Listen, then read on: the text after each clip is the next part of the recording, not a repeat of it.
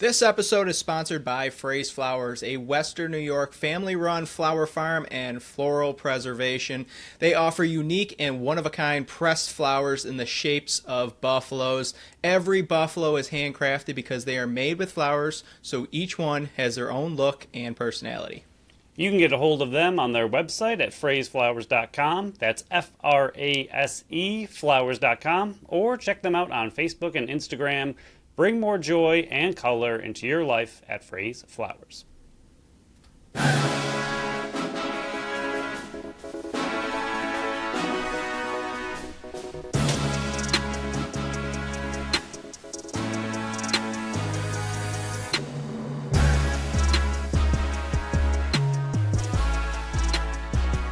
What's up, everyone, and welcome into the Buffalo Sports Collective. It is Monday, February 10th, 2025. As always, I am PK alongside my co-host Phil. Episode 333. What are those called? Palindrome? It's the same forward as it is backwards. I believe so. Oh, I nailed it. That's a big-time word for me. Yeah, 333 or 333, whichever way you want to read it. It's the same. Phil, how was your weekend? We're recording early in the morning. We're recording, 8 hours before we normally do. It's a bit weird recording with the sun shining behind me, so you're getting that glistening off my forehead. But, it's a weird experience. We want to get it done before the Super Bowl. I don't know if you have any Super Bowl plans. I'm just watching it at home. Yes, that is what I'm doing as well. Going to get some food, settle in, watch it. I have to work very early as per usual tomorrow, so probably watch the first half and not really care that much afterwards. Maybe the halftime show. We'll see. But it's going all right. It's been an okay weekend. Got some snow blowing in. I don't know. I was going to say I'm nailing down how to snow blow my driveway. I'm not. I don't think it was better this time. I think I did a little less going over the same spot multiple times with where I have to throw snow, but I don't think I'll ever actually figure out a good way. It was better, though. Other than that, the wife is doing a lot of painting and a lot of upgrading at the house aesthetically around. We got some new curtains, new curtain rods. We're redoing the front entrance of our house that's rarely used eventually with some new tiles and things, so a lot going on. That's good. Every once in a while, it's nice to have a weekend where you're like busy like that. I went to Canada with my wife because her favorite food spots are up there. Really easy getting in and out of the border this weekend for some reason. Took maybe a combined getting in and out maybe 5 minutes, and I made the border agent laugh multiple times. So congratulations. Checks That's out. Tough. Didn't get pulled over to the side. Brooke's always very worried that I'm going to get us in trouble, and searched. Never happened yet. This is the second time out of the many times we've gone back and forth that I've made a border agent laugh. You can always tell right in the beginning. I've gotten pretty good at knowing if I can crack a joke and see if they take it seriously. Every once in a while, it's like, yeah, I can crack a joke here, and you do, and they don't laugh, and it's like, ooh, misread that situation. But most of the time, I've been pretty good making them laugh. This time, I made them laugh because I said we were going to get donuts, and he asked where, and I had to check where the heck we were going. Most people, that would be like an indication of like, okay, maybe I got to ask a secondary question, but because it's me, they don't really ask a follow-up question. But yeah, if you have any fun times where you've made the border agent laugh without getting secondary searched, let us know at Facebook, Instagram, Threads, and TikTok at Buffalo Sports Collective, and on X and Blue Sky at Buffalo Sports Co., because maybe I'll try it next time. Don't forget to follow our channel wherever you listen to podcasts, including YouTube. We got our BSC Awards to hand out today, so Phil and I are looking very dapper. I'm wearing the same outfit that I wore at your wedding this last summer.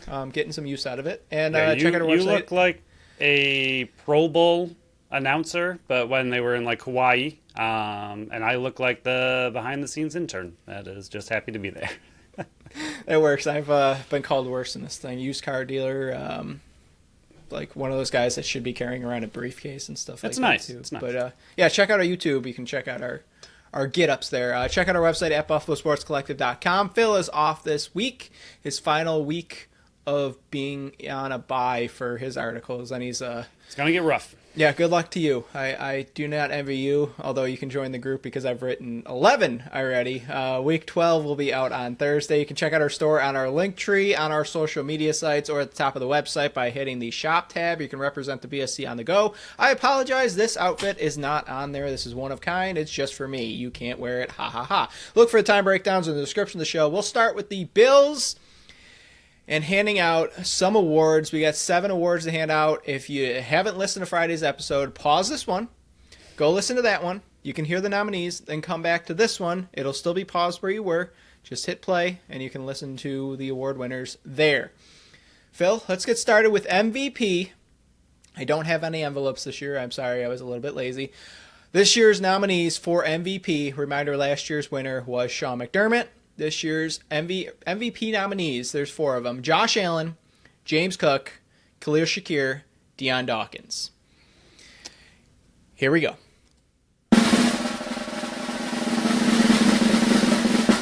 Josh Allen is the award winner, MVP, back-to-back MVPs. He just won the MVP for the NFL on Thursday night after we recorded. We weren't able to talk about that one, but we can include that here. Congratulations, Josh Allen. First of 7 awards handing out here, MVP of the Buffalo Bills and the NFL. Yeah, first off, if you can turn that drum roll down a smidgen, it was loud. I'm going to find a way. But I was hoping you would have a drum roll, so I'm happy that you included one. Thank you. We are advancing past our physical drum roll that we would have to do on our keyboards. We have a sound effect now. That's exciting for us. And our first ever BSC MVP and NFL MVP, 2-time winner, Josh Allen, looking great. Loved his little speech he did. Loved everything that he was able to get it. I've seen the insane controversy. I don't know if it's because I've never really paid that close attention to MVP. Like even last year when there was all the talk and it carried over to this year because the last few years it's been Allen versus Lamar essentially.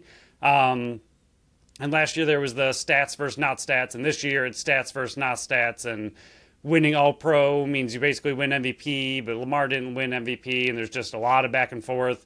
I don't really care about any of it that much, but did you feel Allen was MVP of the NFL, in your opinion?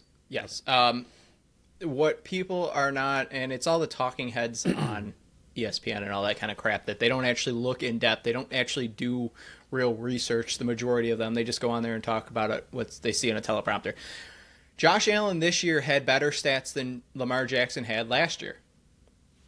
Lamar Jackson won the MVP last year. There was zero talk about, hey, Josh Allen had better stats last year, but Lamar won it. There was, I don't remember any of that. I think the biggest hiccup this year is because Lamar Jackson won All-Pro for the quarterback position. There's a difference between All-Pro quarterback and MVP. All-Pro quarterback is you're the best quarterback in the NFL that year. I thought Lamar Jackson was the best quarterback in the NFL this year. That does not mean he is the most valuable player to his team. They added Derrick Henry. Who did the Bills add? They subtracted a Stephon Diggs. They subtracted a Gabe Davis. They subtracted Mitch Morris. How many players did Josh Allen lose and still put up great numbers that were better than last year's MVP of Lamar Jackson? So to me, there's a big difference, and I don't care about history that every All-Pro quarterback that's ever been named first team All-Pro has won MVP. Cool.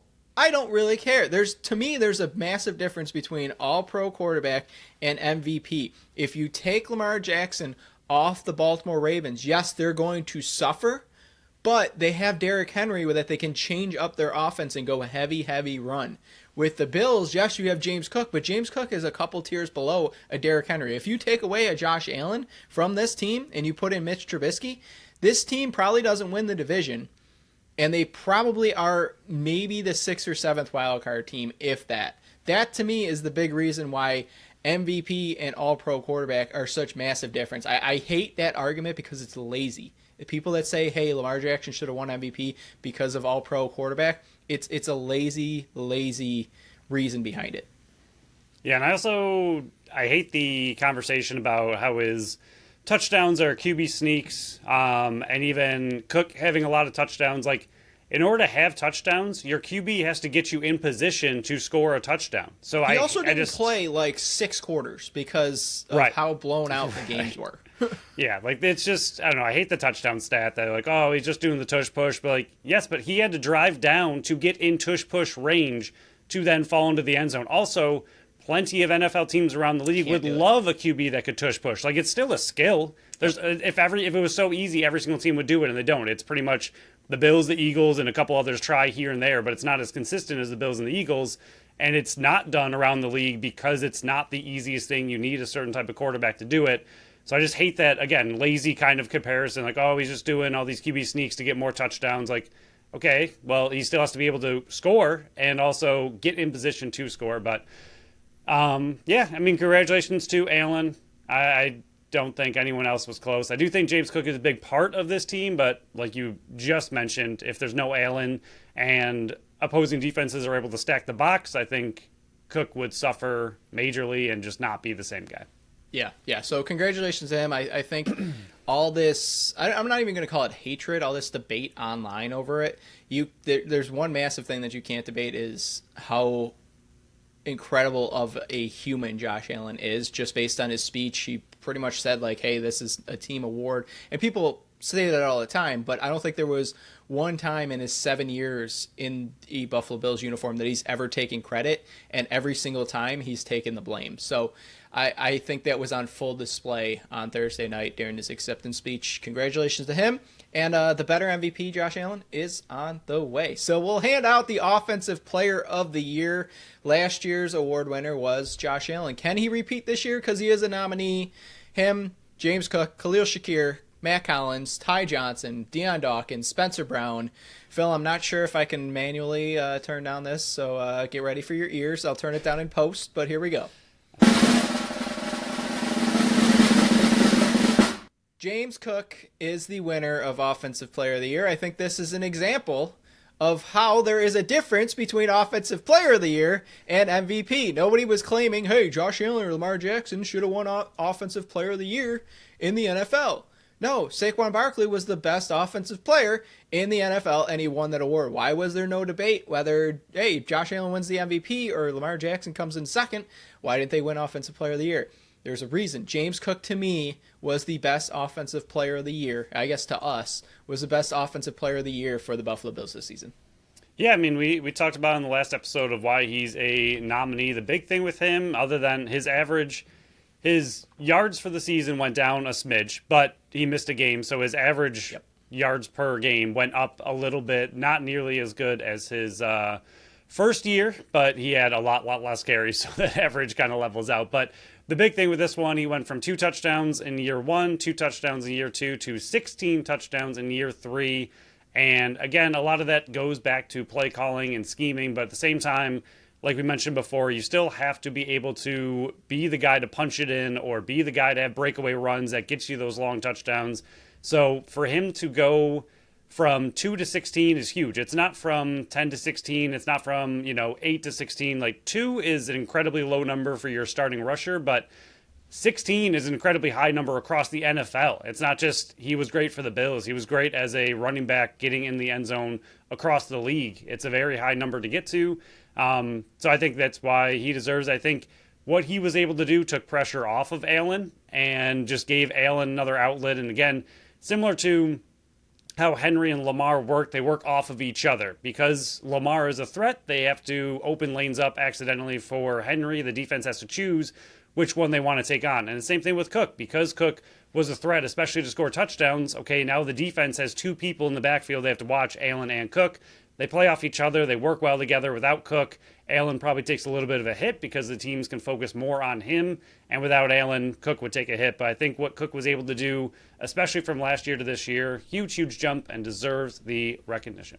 Yeah, and on top of all that, the receiving work, 32 of 38, 258, and 2 touchdowns there. So a total of 18 touchdowns this season, a massive jump from last year. And credit him. He there was a handful of drops, not very many that are as noticeable as the prior year. So he Problem was really... is his couple of drops are still his wide open walk-in touchdowns. Yes, they're costing him Oh. himself. But yeah, only one fumble as well. So he was very Huge. secure with the ball in his hands. Congratulations, James Cook, Offensive Player of the Year for the 2024-25 Buffalo Bills season. We'll move on. Defensive Player of the Year, last year's winner, Taron Johnson. This year's nominees, Terrell Bernard, Taylor Rapp, Taron Johnson, Kenny Wynn back-to-back, Ed Oliver, Christian Benford, and Gregory Rousseau. Here we go.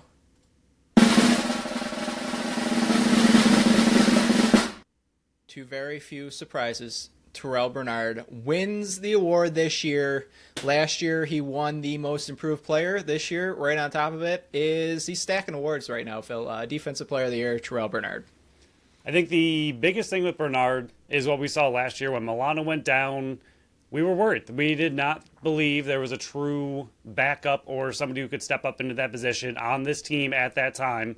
Bernard proved everybody wrong in the best of ways. He stepped in, did amazing, and continued that into this year and even took that next step forward, which is what you want to see from a player like that. But to have the ability to, yes, Milano is still impactful. Yes, you want Milano on the field. Not saying you don't, but to have somebody step in that role where Milano kind of obviously vacated due to injury, to have somebody step in and be at the level that Milano is, they're a little bit of different styles of linebackers, but still to have that impactful of a linebacker on your team. It kind of went back to the Edmund days when it was Edmonds and Milano. They were both very impactful. And now you got Bernard stepping into that position, and I think he did a really nice job. And even though he missed games this year, really stepped into that position, stepped up, and was one of, I mean, obviously, in our opinion, the best defensive player on the team. And you missed him. You know, when he was not out there, it was very noticeable. And we talked about it last time that a few of these guys on this list had injuries, and when they were not there, you could tell a difference. I think with him, he was the biggest difference when he was not on the field.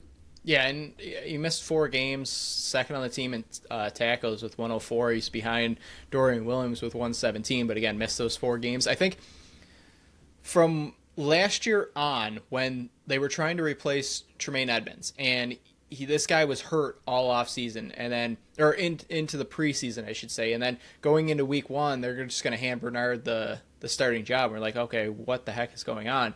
That's one of those times where it's like, okay, we understand why we're here and they're there. They saw something in this guy, and the big difference between and why I think the defense is better with Terrell Bernard instead of Tremaine Edmonds is this is no shot at Tremaine Edmonds. He's a very steady player back there.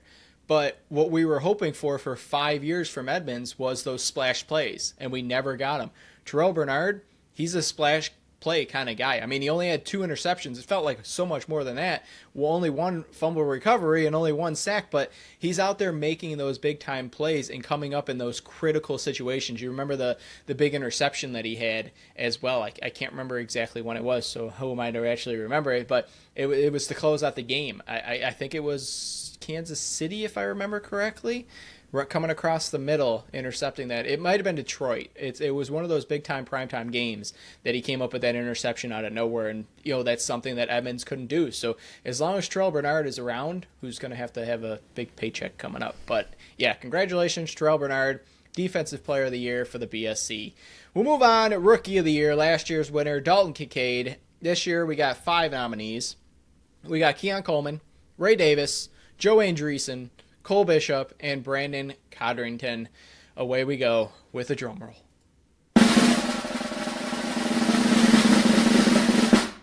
In somewhat of a surprise, we're handing it to the 5th round rookie, Ray Davis, running back. Phil, bit of a surprise on this one, which, I'm kind of talking out my butt because we're the ones that really decide it. But, yeah, I think it came down to Keon Coleman and Ray Davis, and I think due to a more, maybe not significant impact on the offense, but a better and steadier impact on the offense, Ray Davis is this year's BSC Bills Rookie of the Year.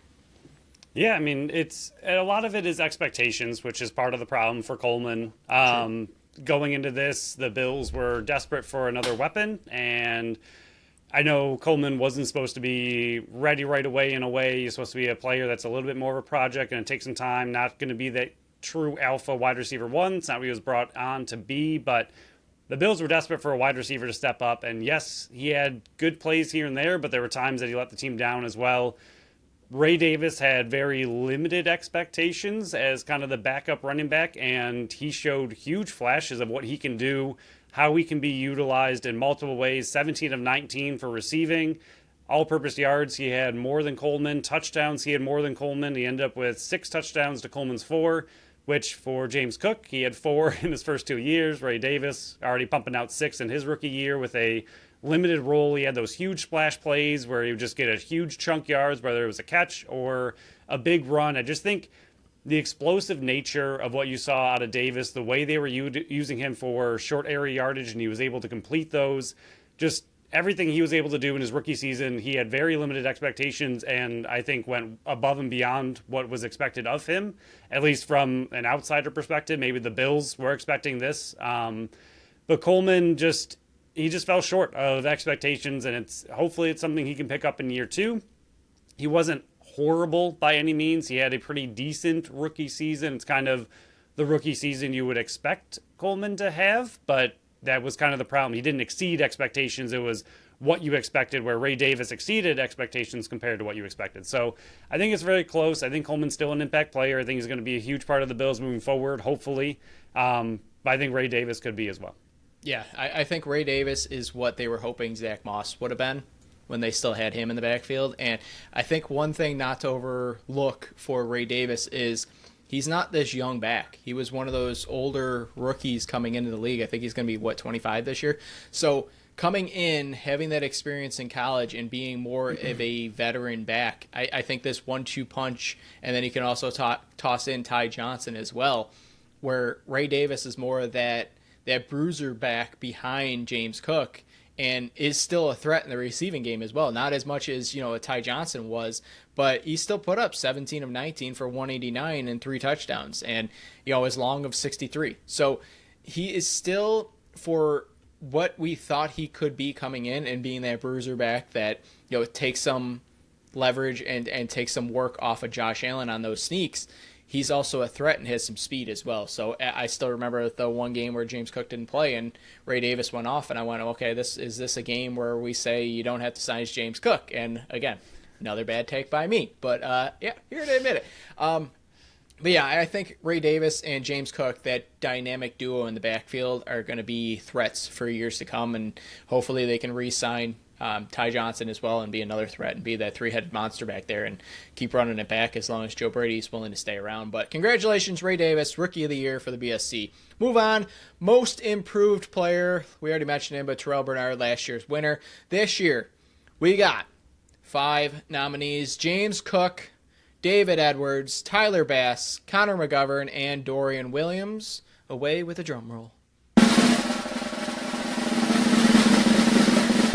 I think this is one that is not much of a surprise. Dorian Williams, winner of this award. Last year, we were like, man, what happened? He was on the field versus Kansas City, which was not really his fault in the playoffs. You had him and A.J. Klein running back there. But going into the season, you get Matt Milano's injury in preseason in the training camp, and you're like, oh, man, who's going to step up? You got Dorian Williams, and I quickly ran out in my Dynasty League and picked him up as my linebacker. Man, am I happy I did, because as much as we don't believe that he is a starting linebacker as of now, he is that dangerous and added benefit of depth that they have been lacking for years at the linebacker core. And he's somebody that can come in a pinch if there's injuries mid-game, or if there's injuries leading up to the game and he has to come in and start for a few. He's a great pinch starter, and he's also a threat in the special teams game as well. So it's turning out to be another back-to-back seasons of great linebacker third-round picks by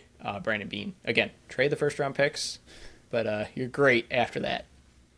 Yeah, he had a really big season for himself. Like you said, a lot of development, and I think you're right. I mean, if Milano can be healthy, him and Bernard should be the 1-2 punch, but if you need to give Milano a break, or you even want to go not 50-50, but maybe 60-40 due to Milano always getting injured, to maybe not have him on the field quite as much to try to keep him healthy for a whole season, Williams can step in, and you're not really taking a huge hit. Yes, obviously you're taking a hit. Milano is the better linebacker, but it's not a massive step down. You're not terrified that he's out there like some other players that we don't have to mention anymore. But I think that's a big thing for him. I think having 3 solid rotational linebackers is huge, and possibly giving Milano a little bit more of a break throughout the season and having somebody that can step in and really truly step in. 3 fumble recoveries, doesn't have the sacks, doesn't have the interceptions, but maybe that'll come along. I know he's not that style of linebacker, but again, that's something that Milano was really good at. So maybe as things progress, he can continue to develop and learn a little bit more of the Milano style. But really, really solid third linebacker on this team. Like you said, if he needs to take in, step in, take over, got it backwards. I think has all the tools to do so, and hopefully he can keep developing. And if he takes another step forward, you're looking at a very solid linebacker.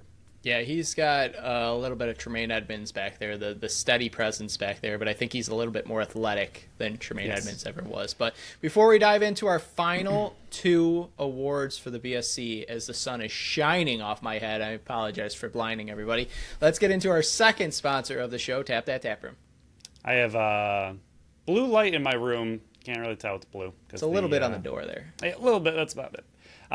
Tap That Tap Room's at 363 Delaware Street in Tonawanda, New York. They are Buffalo's first women-owned self-pour bar, featuring 30 consistently rotating taps with a wide variety of beer, cider, sour, seltzers, and malt beverages. So Wednesday the 12th, 7:30 is the weekly Geeks Who Drink Trivia Night. Head there, try to win, defeat other trivia artists out there. But it's been a while since I did this, Phil. I haven't made a pairing in a while, so I wanted to do that tonight. What we do here is I pick a drink and a food, and I'll get a rating of 1 to 5 from Phil on what he thinks this pairing is. But I'm gonna grab my glass. I'm gonna go over to my beer wall, and I'm gonna pick between the 30 options that I got, and I'm gonna get myself a Snosberry sour. And why a Snosberry? Because me and the wife just rewatched all 8 Harry Potter movies, and Snosberry tastes like Snosberry. From King Card Brewing Company, and then I'm going to pair that, go back to my table. I'm going to take my phone out, I'm going to scan the QR code, I'm going to order everything from my hand. I'm not going to have to wave down a waiter or bartender or anything. I'm going to get my phone out, scan the barcode, order my food, and what am I getting? I'm getting a turkey BLT with cranberry mayo and my side of pub chips. Phil, I'm pairing a Snosberry sour with a turkey BLT with cranberry mayo and my side of pub chips, which you can upgrade to a different side, but I'm sticking with my pub chips. Phil, out of 5, how'd I do with my pairing? Well, first off, I don't want hate mail. I think Snosberry is Willy Wonka. You're right. That's Harry Potter. You're right. You even said the line directly from Willy Wonka. I just don't want hate. That's not Harry Potter. You can send your hate mail to me. Correctly DM me on all the social media sites. I will take it, own it, and have to go watch Willy Wonka after this. But yeah, you're Willy Wonka. Oh my God! Send your hate mail over to Phil. He's not Phil. He doesn't like Willy Wonka. He likes Willy Wonky. This is brutal. The pairing is great. 5 out of 5. Get out of here. We got to leave. I'm having a rough day. That's okay. But yeah, for all their other posted events, check out Facebook for their what's coming up, because they got a ton of stuff coming up in February. And find out what's on tap and what's on deck. Check out tapthattaproom.com. Willy Wonka, not Harry Potter. Should have known that. I apologize to all the Willy Wonka aficionados, and especially the Harry Potter ones. Don't come after me, please. They're the ones you got to worry about. Yeah, they're going to cast magic on me. But we'll move on. 2 more awards here. Best off-season signing and late-season addition. We got multiple awards or multiple nominees here for this award. Last year's winner was Rasul Douglas, big-time addition, leading into the playoffs. This year's nominees, Brandon Condrington, 7th-round draft pick, that they sent out a 7th-round draft pick to the Jets for him. Thank you, Jets. Amari Cooper, Curtis Samuel, Matt Collins, and Dwayne Smoot. This year's award goes to Matt Collins. Congratulations, Matt Collins. I think going into the season, we were a little skeptical on what it was going to be. Was he going to be just the newest Gabe Davis, a blocking wide receiver that comes in and tries to make big-time plays? I think he took that role, and I'm not saying he played at the same level as Gabe Davis, but you got the same level for much, much cheaper for a guy that got paid more than Saquon Barkley, who was in the Super Bowl and just won Offensive Player of the Year. Not saying, just saying. Also, that's ridiculous. I But yes, I do like what Hollins was able to bring. We've talked about it a lot. The expectations on Gabe Davis were to be a wide receiver too. He is not. The expectations on Hollins were to be a blocking wide receiver who might make a catch here and there, and he exceeded those expectations. So bringing him in for a lot cheaper than Gabe Davis, I don't know. I don't know how Gabe Davis got that contract. I'm trying not to take too many shots at him, but that was a massive contract for a wide receiver who hasn't really proved all that much. But Hollins did really great. This is a slight knock on the Bills, but also everybody eats, so it kind of made sense this year. But Hollins did actually lead the team in touchdowns, and like you already mentioned, one of the few players who stepped up in the Kansas City game, had those big plays, made the big catches, blocked for his guys, was psyched for everybody every single time anything would happen, picking his teammates up all the time. Just what you expected from Hollins was very low, and you got that and much, much more. His blocking was great for a wide receiver blocker, and his touchdowns were there. His catches were there. 31 of 50 is not incredible, but for a field-stretching depth piece that kind of disappears in games by the fact that, like, the Bills don't target him and all of a sudden he pops up with a 30, 40-yard catch out of nowhere. I think that was kind of what they were doing with him, just ignore him, and then all of a sudden he's wide open and they kind of forget about him, and he made really tough, good catches, and he made some of them look easy. So really big addition. Hopefully he continues to be a part of this team. Yeah, agreed. So congratulations, Mac Hollins, for winning this year's best offseason signing / late season edition. Final one here. BSC Challenge. Again, this one is us challenging one of the players, whether to step up his game, whether he had a bad season this year, whatever it might be. It's our BSC Challenge. Last year's award winner was Khalil Shakir, and I think he fully accomplished our BSC Challenge this year. We got 4 nominees: Keon Coleman, Cole Bishop, Gregory Rousseau, and Dalton Kincaid. 4 guys that I think really fit the description of the BSC Challenge. And the award goes to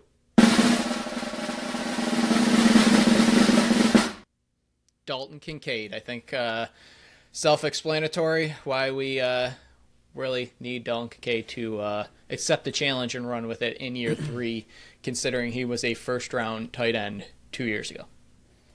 Yeah, and I saw a lot of things where, like, even we've been very down on Kincaid. I don't think anybody's giving up on him yet. I don't think anyone thinks he's horrible by any means. I think he needs to step up, and we've seen a lot of it where tight ends in year 3, that seems to be the tight end takeover year. It takes him a couple years to get adjusted. Yes, we just saw Brock Bowers explode, but he is a generational talent. Yes, McBride's looked really good. Like, the expectations were high, and he failed to meet them, but I still think there's a chance that he can get better, get into the player that the Bills expect and need him to be. I don't think, and if you are completely giving up on him, I don't think it's the right move. I'll put it that way. Like, we're challenging him to be better because I think he can. I think he can turn it around. I think he can be a much better tight end. I don't know if he'll ever be at the exceptional expectation that we had of, one of a top 3 tight end in the league, but I think he can be a consistent receiving threat. I think he can play much better than he did this season. Hopefully he gets healthy, finds a way to be more consistent. Hopefully he just turns into a better tight end. I mean, right now he is below expectations of what you expected when you drafted him, but I still think he has the ability to reach those expectations, and I don't think he's a player that should be given up on, and he's a player that the Bills need to take over and really become that player and that guy that they drafted him to be. So congratulations, Dalton Kincaid. Hopefully you use this award that we're sending to you as a challenge. That's why it's named that. It's worked so far for us. And run with it.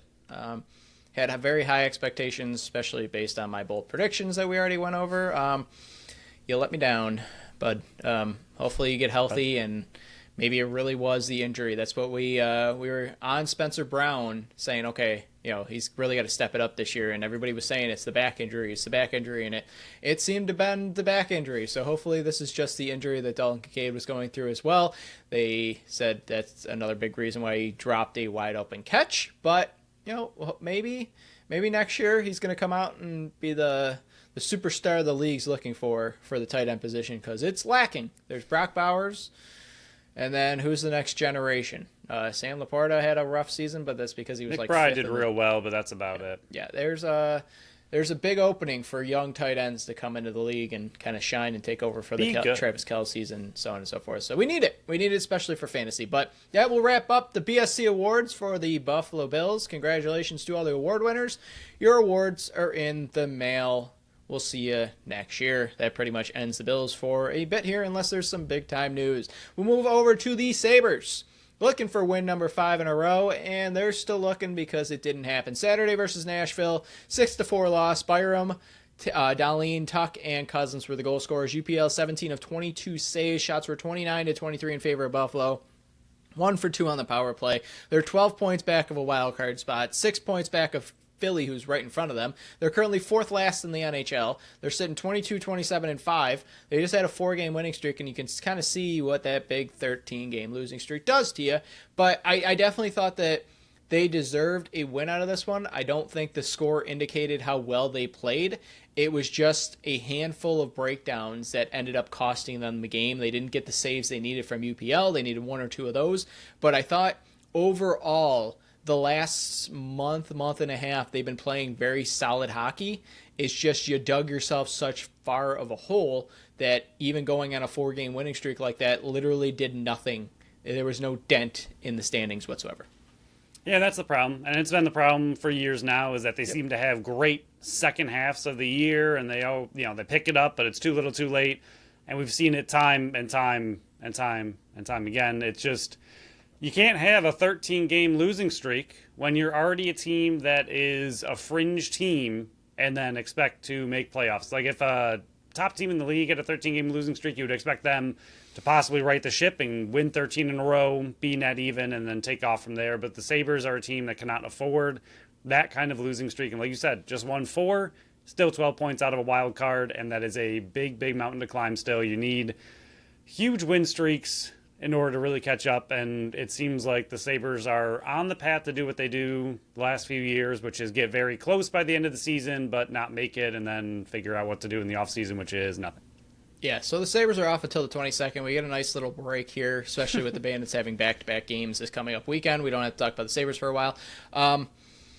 It's about a week or about a month until the trade deadline, a little less than a month at this point. So at some point leading up to it, we're going to go over who we think the Sabres should trade. And no, Phil, you can't just say the entire team. Sorry to break that to you. But also players that they would want to acquire. There's been a lot of rumors going on that a lot of teams around the league are calling on Dylan Cousins. Take him.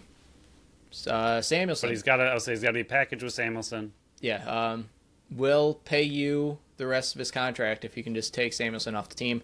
Great. I think it was Paul Hamilton was on WGR and pretty much said, like, how does Samuelson come back to this team when he was an assistant captain on the ice when that hit happened? And yes, it happened over a week ago, but guess what? It's still making waves across the league and across this team. I just don't know how you can have a player that's as tall as he is, as big as he is, doesn't have the reputation of being a tough guy, but he's wearing an A on his sweater, and he does literally nothing. I don't know how you can go back to the team, let alone in front of the crowd, and expect things to go well. And I don't think they will once he comes back to the ice. So, yeah, that will end the Sabres for a little bit here, 12 days. Thank you, because I need it. Four Nations, go watch it. Should be fun. Yeah, should be fun watching Four Nations, because the Sabres aren't a part of it. I just think there's a handful, of like 1 or 2 players. Joki Harju, I think, is on Finland, I believe. That might be it, though. But, yeah, go watch them because that's real NHL and that's real talent that the Sabres just lack. But we'll move on. NLL Outlook, there were 4 games to go over. We'll fly through these real quick. Colorado takes down Georgia 13-12. It was 4-2 Colorado after 1. Georgia led at half 6-5 and 12-11 with 5:11 to go, but Lee would score the game winner 38 seconds left, dropping Georgia to 5-4 and sending Colorado 6-4. Next game right after that was, and I'm looking for it, I apologize, there it is, Calgary versus Vancouver. Calgary takes this one 15-12, moving them to 5-3. Vancouver falls under 500 to 4-5. 14-12 Colorado after 3, and there were no goals the final 10:45 of the game. It's time to start thinking of Calgary in a much better light than we did to start the season, and we'll go over that in just a little bit here. The next game, Saturday at 1 p.m., an afternoon affair. Halifax 14-10 victory over Philly. Philly is in a bit of a schneid right now. They're dropping to 5-4. Halifax back to 4-4 on the season. They actually led 10-8 after 3. They pretty much led after each quarter in this one and kind of just took it away from Philly and just went, haha, this is mine.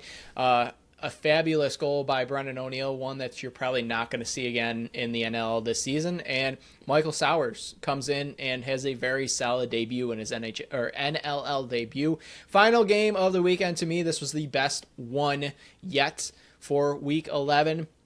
Both teams desperately needing a win, and San Diego pulls it out 11-10. Rock scored 5 straight in the fourth quarter to take a 10-9 lead, but San Diego would tie it with 1:16 to go, and the lead 49 seconds left. San Diego moves to 4-5. Toronto drops to 3-6.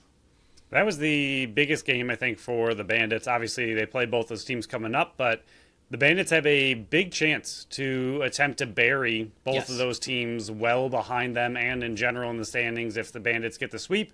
We'll talk about all this coming up, but you could knock San Diego to 4-6. You could knock Toronto to 3-7. It's a very, very big weekend for all three of those teams. And I think, like you said, I think the underdog in these games are teams that have to be taken more seriously moving forward. Georgia kind of put up some goals-ish for them and kept it close, but the big ones, Calgary is a team you have to really start giving some credit to. Like you mentioned, 15 goals against a very stingy Vancouver defense is very impressive.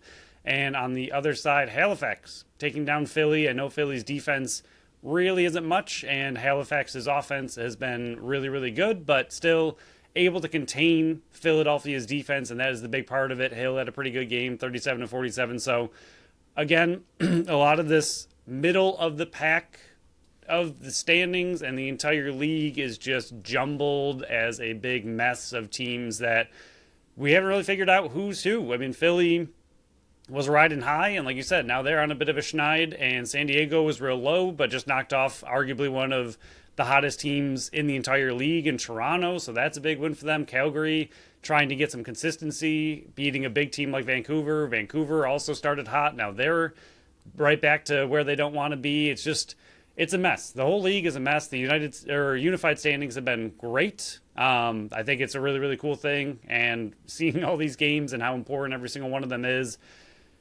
The NLL is a mess right now, and in a really, really good way. Like, the amount of teams that are within one game of each other for playoff spots in the middle of the standings is insane, and it's fun to watch.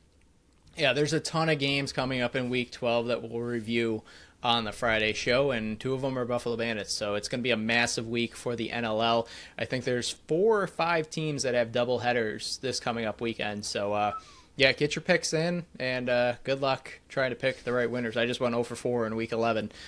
Phil and Pat went 1 for 3. It's tough in the streets of the NLL, but before we dive into our wrapping up the mid-season review for the NLL and the Buffalo Bandits, let's dive into our third sponsor, which I get to read, the Totally Buffalo Store. Their mission is to celebrate all things Buffalo with over 100 local artisans. They are the place to go when you need a gift for a friend or just want to shop around for something for yourself, whether that's Bandits, Sabres, Bills, or just something Buffalo. There's no better place, and Phil's going to take that away in just a second. They offer 3 locations, 3328 Sheridan Drive in Amherst, 3459 Amelia Drive in Orchard Park, and for the North Towners like me, 467 Center Street in Lewiston. Phil, take it away with more details on Totally Buffalo Store. First, PK, let's get shopping with this being our Bills award show as we're going through it. Let's talk about some merchandise that just hit their stores. They have the Josh Allen MVP hoodies and t-shirts that we just mentioned, him getting the NFL MVP. They also have his now famous quote, "Be good, do good, God bless, and go Bills," shirts, hoodies, and sweatshirts. If that wasn't enough, this upcoming weekend, I wanted to make sure people had enough time to get this on their calendars. February 14 and 15 from 10 to 6, there is a We Love Buffalo Shop Local event taking place, which includes 20% off AFC East apparel, 40% off the clearance rack, and 20% off 40-ounce tumblers at all 3 locations. Get shopping. And finally, just wanted to give them a quick shout out for their charity arm of the company. This also kind of goes along with Josh Allen and the really touching, really nice MVP video that he was given from the children at Oshai's Children's Hospital. Totally Buffalo Cares is their charity arm, and this past week they delivered snacks and coffee to fill the parent/patient lounges on each floor at Oshai Children's Hospital. Really, really nice thing to do, and we love when our sponsors give back to the community when they have the opportunity to do so. Yeah, that's another big reason why we partner with who we partner with, because of what they do in the community. And Totally Buffalo Store is one of the best around. To find out what else they got, check out their Facebook and Instagram pages at Totally Buffalo Store, and check out their website at totallybuffalostore.com. Let's wrap up our mid-season review, Phil, here. And on Friday's show, we went over what we thought, and there were some pushback, which rightfully so. There's a lot of good players in the NFL. That's why you can make your own list. We made ours. If you don't like it, suck a duck and make your own list. Yeah, that's the second show in a row I said suck a duck. Either way, we wanted to look at the playoff predictions that we had in the offseason leading up to this season, as well as the NLL and Bandits Bold predictions that we had coming up. So let's dive into what the standings look like. We've said it for multiple weeks now. This is one of your favorite catchphrases, is we have no idea what the league looks like, and we have no idea, what these teams are. And midway through the season, we probably should, but that's why the unified standings are great. Right now, the standings are as follows. Buffalo's in first. Saskatchewan's holding down the second spot. Calgary's up at third. Colorado's at 4. If the playoffs started right now, those would be the teams that host a first-round playoff matchup. These next 4 are the ones that would be going to those locations. Number 5 is Philly. 6 is Georgia. 7 is Ottawa. And up at number 8 is Halifax. Those are your top 8. Those would be your playoff teams right now. These are the 6 teams, right? No. Yes, 6 teams. Yes, I did the math right. That would miss the playoffs. Vancouver in the 9th spot. San Diego in the 10th spot. Rochester in the 11th. Toronto 12. Las Vegas 13, and Albany 14. Now, I'm going to go over mine, and you can kind of see how bad it was, and then I'll let you go over yours. San Diego, I had finishing number 1. They're down in 10th. Buffalo, I had number 2. They're at 1. So that's pretty good. Pretty good. Albany, I had at number 3. They're down at 14th. Toronto, I had at 4. They're down at 12. Colorado, I had at 5th. They're in 4th. So we're 2 for 5 right now, Phil. We're 2 for 5. Rochester, I had 6th. They're down at 11th. Yep. Georgia, I had 7. They're in 6, so I got 3. And then Saskatchewan at 8. They're at 2. So I had 4 of 8 and 3 of 8 that were really close. Vancouver, I had at 9. They're in 9. Ottawa in 10. Philly 11. Halifax 12. Calgary 13. And Vegas 14. So I had 4 of 8 currently right making playoffs, and 3 of 8 right around where I thought they would finish in the standings right now. So not good. I need to be right to finish better than I did last year, which I think was 6 of 8 teams making playoffs, if I remember correctly. I need some teams to pick up the pace here, guys. Like Toronto, San Diego, and Albany. Stinky. Yeah, we had the same teams making the playoffs, just a little bit different. Georgia, I had 6, and they are 6 right now. So nailed it. Dead on 1 of 8. Like you said, 4 of 8 for playoffs. I had Georgia, Colorado, Saskatchewan sneaking in this year. They're all in playoffs. And then Buffalo, like you mentioned, San Diego, Albany, Toronto, Rochester. My good, like the end of the standings, especially like Vancouver. You and I both had the 9 spot, so we're dead on with that. Congratulations to us. But even them, they're playing better. Their offense isn't, but their defense is playing better than 9th out there. And then San Diego, Rochester, Toronto, and Albany, all teams we expected to make playoffs, are all playing pretty bad. I know Toronto's on the upswing, but they also just lost. Rochester played the most games and, they have the wins and losses to go along with it. It's just, I don't know. Albany is the biggest one. Obviously, lost a few overtime wins, but they're also getting crushed in the last couple of games, so they're just not looking good anymore. I mean, yes, it's a team that could possibly turn it around, but it's going to take a lot. Same with Toronto. Same with Rochester. San Diego possibly should be able to turn around. Toronto, we'll see if they can sneak in, but there's a lot of movement that needs to happen for our predictions to be right. Right now, it's rough, like you said, in the streets of picking these standings. And the big thing to me, like if you just talk about how jumbled it is. There are 3 teams with goal differentials higher than 10 in the positive. And then outside of that, there's a +4 from the Wings, a +2, and a +3. Everyone else is negative. So goal differential alone, there's only 6 teams in the positive. There is Calgary is -2 in 3rd place. Georgia is -5 in 6th place. Ottawa's -7 in 7th place. That's just how weird it is and how not dominant teams have been. I mean, 3 teams to have differentials of +10 or more. I mean, yes, those are the 3 of the 4 top teams, so that adds up, makes sense, but still just very all over the place, very even playing field for most of the teams in the NLL, and you kind of see it with some of the top teams in the preseason being all the way at the bottom. So we're about 50 minutes in, so we'll pick up the pace on the last 2 segments here. But my question to you, wrap it up real quick. One team that's currently in a playoff spot that will not be at the end of the season, and one playoff team or one team that's not in the playoff spot right now that will be at the end of the season. Ottawa scares me. Their offense. I mean, Teat has the ability to turn around, but he doesn't have a ton of help. I know your boy Dunbar is doing pretty well. He is, but their offense is not good. I mean, Higgins is the only thing keeping him in. Halifax, I think, is on the upswing. So for right now, I'm going to pick Ottawa dropping out. And, man, I didn't want it to be. I was going to pick Toronto, but them losing, they're going to have a tougher battle now, especially losing to San Diego was trying to sneak in. That head-to-head battle's not great. So for now, I'm going to pick San Diego as my team on the upswing, sneaking in. I'm going to go a little bit of wild card here. I'm going to go Philly misses it. Wow. And I'm going to go Rochester makes it. I know it's a bit of a gamble here because Rochester's bold. already played 10 and Philly's sitting in the 5 spot right now, but I just haven't liked what Philly's defense and Damoud has looked like without Scott Dominy back there. Fair. I know they added Michael Sowers, but it's not good in Philly right now, especially with their offense only scoring 10 versus Halifax, who gives up a ton of goals. And I'll put Rochester. I think they're going to use this bye finally as a nice rebound and move forward with that. But yeah, that would be my guesses there. We'll move on to the NLL bold predictions here. Phil had 3, I had 3 before the season, and some are looking better than others. I'll go over mine real quick. I had Matt Gilroy winning Transition Player of the Year. He's played in 10 games, 2-7-9, 62 loose balls, 14 caused turnovers, and 13 block shots.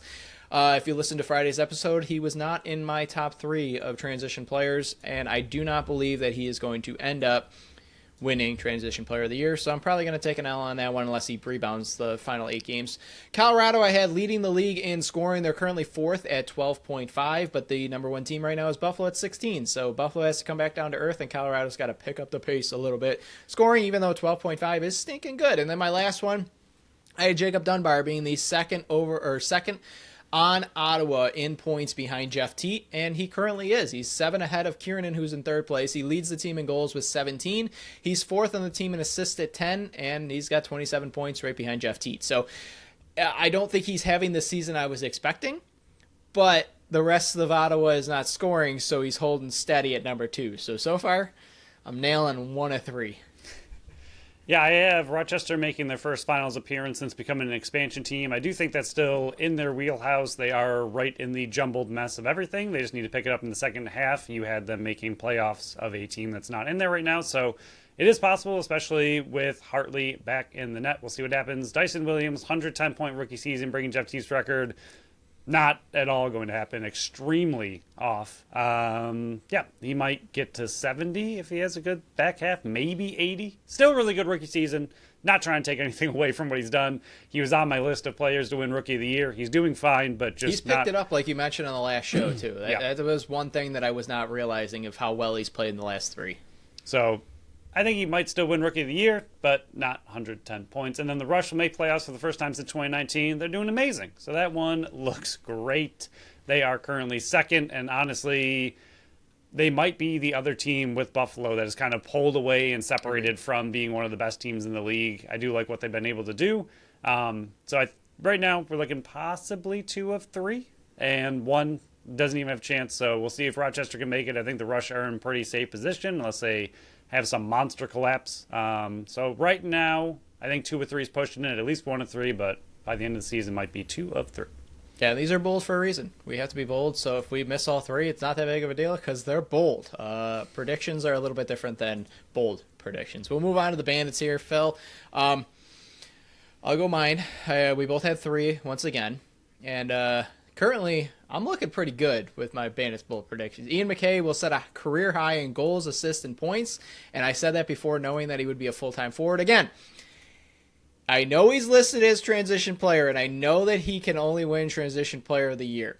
But on this show, I'm not recognizing him as a transition player, even though the league will and the voters will. That is why he was not in my transition player of the year award contenders, because to me and to him, he's a full-time forward. Unless he gets some more play in the back half, coming out the back door of the second half of the season, to me, he shouldn't win transition player of the year if you're playing full-time forward. But he's 3 goals away from the new record for goals. He's 16 assists away from the new record for assists. And he's 16 away from the new record for points. So he's on pace, only 6 games in. I think he's going to smash all of those. My next one was Dane Smith was going to break the single-season points record. 6 games in, he's 13-45 for 58 points. He's on pace for 39 goals, 135 assists, which would smash that record, and 174 points, which would also smash his own record that he had back in 2016, I believe it was, 137. So, yeah, he's on pace to obliterate the assist and the points record. Again, 6 games in, but holy cow, what pace he's on. And then John Gertler will win the Tom Borelli Award. I don't really have any ground to measure this, but I'm still standing by he's going to win the award because the man deserves it. He definitely deserves the Tom Borelli Award. I like everything got going on. And Looking good so far. Dane Smith is pretty good. Yeah, he's pretty good at looking. Oh, he's pretty good. My bold predictions. Paul Dawson will lead the league in block shots and break the single-season record. I don't know where you got 16. I have him at 13 in the league. Currently, according to NLLstats.com, so I don't know if there's some discrepancy there, but right now, yeah, he's I have on him pace. at 16. He's at 16 blocks. Interesting. Okay. NLL Stats is wrong, which they usually are not. So his pace is higher. So what's the one issue with NLL Stats is they update it so right after the games go that the NLL doesn't update theirs until Wednesday. So I believe Paul Dawson got an additional 3 block shots in that last game that NLL did not give him. So, yeah, he's sitting at 16 block shots.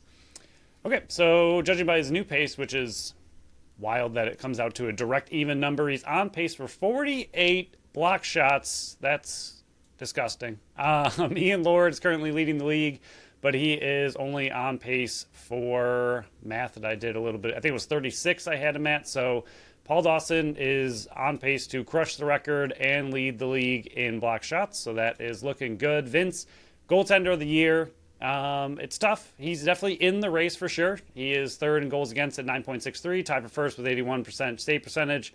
Needs to have a really, really great back half of the season, and we'll see with how many games they end up playing. Be interesting to see if he wears down at all, or if he's like the rest of the team that wants these games all in a row, or if the breaks are currently hindering his ability to be really good. But from what we saw last game, looked good. So he's definitely going to be in the conversation as of now. And Cam Wires leading the team in cost turnovers with 30 plus. That's out the window. He's on pace for 12, and he's tied for fourth on the team with 5. There it is. But the pace is brutal right now for Cam Wires. So don't think he's going to do either of those things, especially with Nick Weiss looking like an animal out there. Yeah, so that will wrap up the mid-season review of who we think right now are the top 3 contenders for the awards for the NLL that we did on Friday. Give that a listen. The graphics are out there on social media. Tell us where we're wrong and tell us where we're right, even though everybody's telling us where we're wrong, which we kind of expected, and that's perfectly fine because that's the fun part about the NLL to grow the sport. If you're talking and having debates and disagreements with it, it's getting... And we like debating. About. So yeah, we love feel debating. Free to come. We love if people disagree with us because that means that there's lacrosse talk being talked about, and that's how you grow the sport. And we absolutely love it. And that's one of the main reasons why we started this show is to grow the sport and grow this coverage of this team in the league that definitely deserves it. We just went over what our playoff predictions look like from the preseason. Not looking good, but the whole league is just upside down right now compared to last year. But unified standings. Absolutely love it. We went over our bold predictions for the NLL and Bandits as well. So we'll keep track and keep looking as we got 10 more weeks of the NLL to go, even though the Bandits have 12 more games. So, Phil, that will wrap up this episode. Is there anything else you would like to add to it before we might have to go out and shovel again? I can't really see out my window. We'll see how that goes. But get ready for the Super Bowl because everybody else that's listening to this episode will know what happened before we do. Yeah, enjoy. I hope you had, we'll talk in the past tense, had a nice Super Bowl party, ate a lot of food, and the right team won, which is neither, I guess. But yeah, happy post-Super Bowl Monday. Yeah, hopefully everybody had a safe and fun Super Bowl because, again, please tune in. You're not going to see football again, meaningful football, for like 8 more months. So that will wrap up this episode. On the next episode, it's going to be, unless something massive happens with the Sabres or Bills, completely dedicated to the Buffalo Bandits and their back-to-back games coming up on Friday and Saturday versus Toronto and San Diego. So if you're a Bandits fan and you're listening to the show for Bandits coverage, you're getting a full hour of Buffalo Bandits next Friday. So thank you all for listening to another episode of the Buffalo Sports Collective. Thank you to Tap That Tap Room, Totally Buffalo Store, and Phrase Flowers for sponsoring this episode and this podcast. Follow us on Facebook, Instagram, Threads, and TikTok at Buffalo Sports Collective, and on X and Blue Sky at Buffalo Sports Co. Visit our website at buffalosportscollective.com. You will not find Phil's article this week, but you can read his past 6, and you will find my article coming out on Thursday. Check out our store on our link tree and our social media sites, or at the top of the website by hitting the shop tab. Follow our channel wherever you listen to podcasts, and make sure you leave us a review on Apple and Spotify. Till next time.